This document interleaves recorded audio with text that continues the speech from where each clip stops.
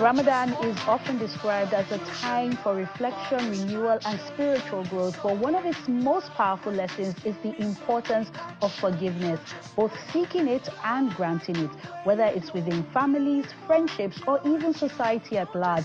Letting go of past hurts can be one of the hardest but most necessary steps in personal and collective healing. We've all been in situations where we struggle to forgive or where we hope someone will forgive us. But how do you truly let go of resentment? Is reconciliation always possible? Or are there cases where it's best to move on without closure? How does Ramadan encourage us to take that step? Forgiveness isn't just about others. It's also about finding peace within yourself. Ramadan provides the perfect moment to reflect on grudges we've been holding on to and the relationships that may need mending. This conversation will explore the emotional, spiritual, and even psychological aspects of forgiveness and why it's such a crucial part of this holy month. Joining me for a very important conversation is a politician, Ibrahim Obanikoro. Welcome to Rubbin'minds. Thank you very much, my sister. So I'd say happy Eid al-Fitr. Thank you. Eid Mubarak to you as well. Eid Mubarak. What does Islam say about forgiveness, and why is it so emphasized during the holy month of Ramadan? I'm not a scholar, but as your regular, typical Muslim that walks the streets and roams the road of, the world, it is part of the principles of Islam. One of the pillars of Islam is Sawm, which is fasting. And one of the major things that fasting is about forgiveness. Because you yourself as a person, you are fasting and seeking for God's forgiveness to forgive you for the sins that you have committed knowingly, unknowingly, and at times the ones you're about to commit that you don't know. So if you are asking God for forgiveness, onus also lies that you forgive those that have crossed your path, whether knowingly, deliberately, or what have you. So it's a very crucial part of Ramadan, since you are reflecting, you're spiritual, and you're trying to, go by the ways of the Holy Quran. Don't forget, Ramadan is the 9th month of the Quranic calendar, and it's a month where the Quran was revealed to our Prophet Muhammad sallallahu alaihi wasallam, and it is said that Quran is the constitution that binds Muslims. So if Ramadan is about forgiveness, so that means you are binded by our constitution to forgive and possibly forget. And why is this forgiveness or being a forgiving person, especially during the month of Ramadan, so important for spiritual and personal growth? At times when you hold on to grudges or malice or people's mannerisms or behaviors towards you, it can hinder your thought process, and it can also hinder you as a person.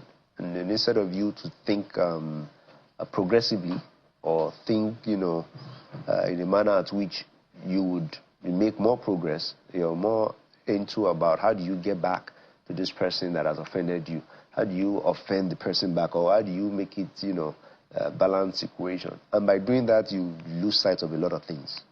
It's not good for your health. It's not good for your mental health. It hinders progress, even spiritually. So it's important to forgive. And negates the purpose of the fast in the first place. Exactly. So during this month, or maybe in the past, has there been an issue where you've had to forgive someone or seek forgiveness from someone that has really changed your perspective on how you see forgiveness? I'm quick to, like I said, part of the constitution binding me as a Muslim is observe, fasting. And sometimes I don't wait till Ramadan to fast.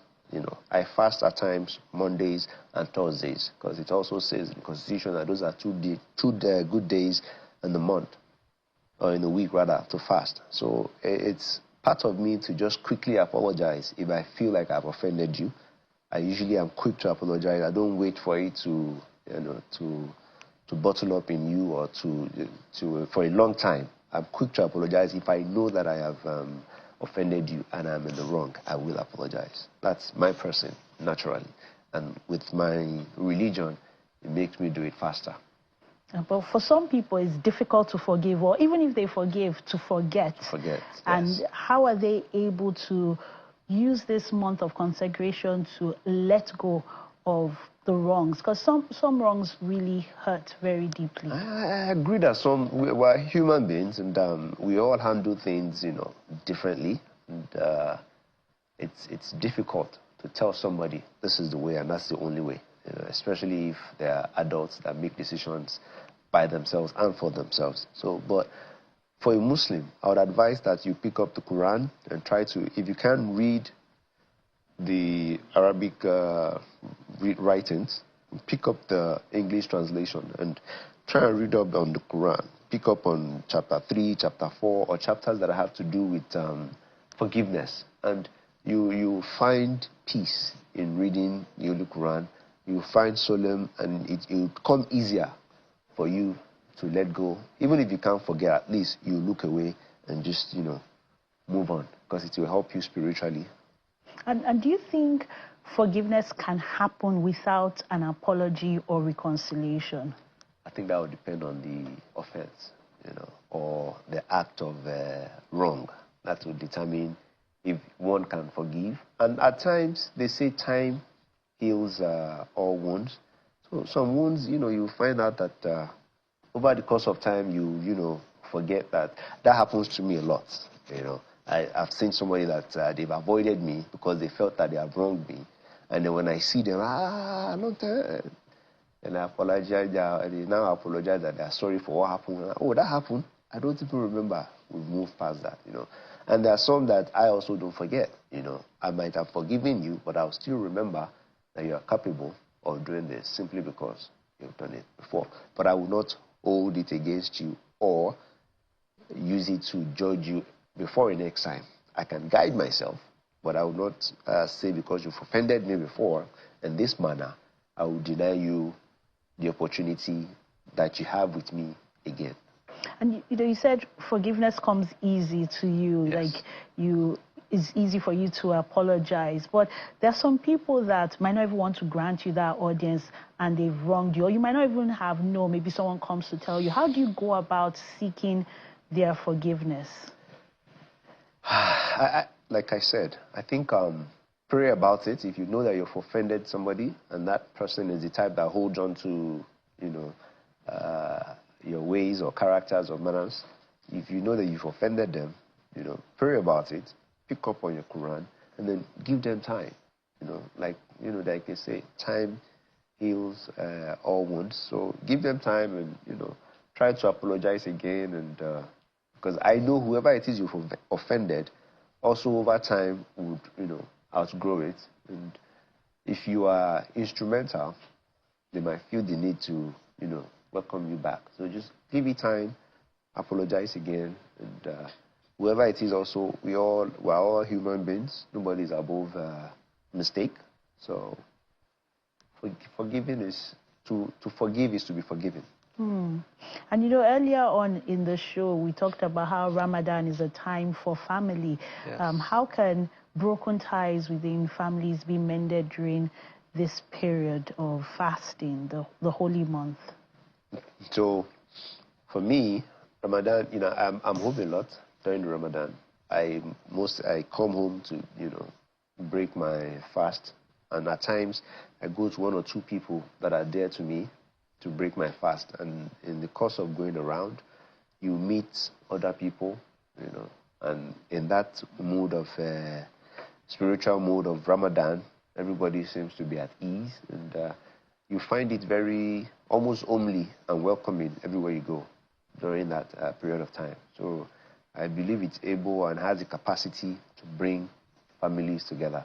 And if you see yourselves continuously for the next 30 days, I am sure you're praying, you're breaking. I'm sure that whatever offense or whatever annoyance or anger in you over the course of 30 days, you would also, you're a human being, you would definitely calm your nerves and forgive whoever it is that has offended you. And how can we sustain this forgiving spirit beyond the holy month of Ramadan? You see, that's the essence of Ramadan. See, Ramadan is a period of reflection where we reflect on our ways and we go to God and seek for forgiveness, seek for favors, and ask for His protection for yourself, your wife, that father, mother, parents, family, everybody around you, including your nation. And if you are doing that for 30 days, the goal is the aim of Ramadan is to try and keep you or sustain you in that mode where you're continuously at your best behavior, you're continuously spiritual, you're praying, you're giving alms, because part of Ramadan is to give alms, which is zakat, you know. You give out zakat, you have to be extremely giving, because they say, you know, when you give, you also receive in return. So Ramadan is supposed to keep you all year round, but unfortunately, we're human beings, you know. It's almost humanly impossible to remain in that mode for a whole year. So once you're out of it, Ramadan comes back again to remind you that, you know, you're supposed to be in this state of mode. And that is why some of us, at times, we pray Mondays and Thursdays during the week, because we believe those 2 days are holy days that heavens are open and prayers are answered. So we fast on those days.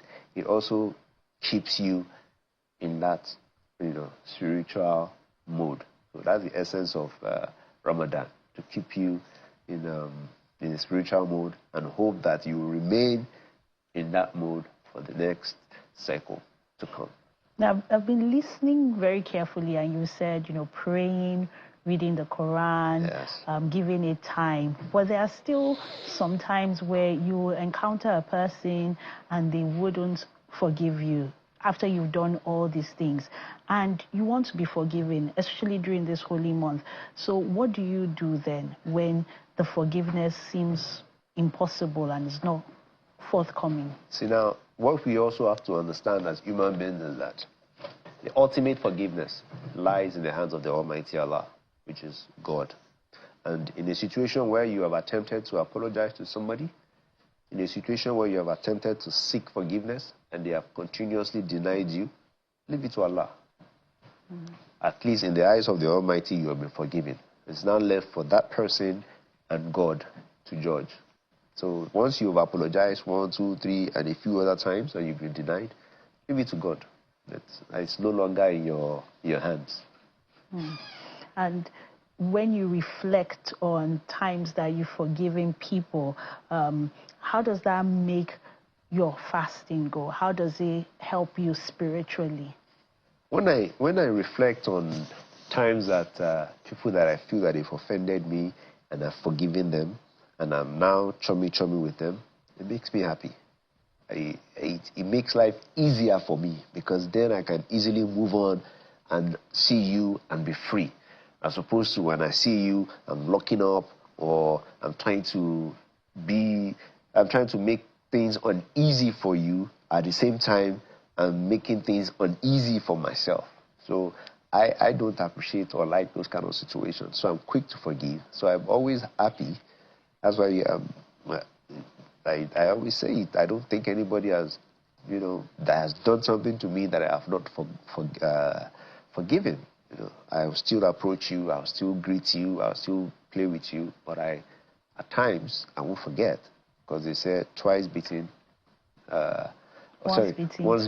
twice shy. So, but like I said, I always give the benefit of doubt at all times. At all times, I will give benefit of doubt. Thank you so much for sharing of your experience during this holy month. Thank you for calling me as well. And part of the mode is why I said, let me come and share my Islamic experience with the viewers of Channel Television. Thank you very much. Ibrahim Obanikoro, politician, who has joined us on this segment here on Rubbin'minds. Thank you very much, my sister. Thank you. It's good to see you again. Good to see you too.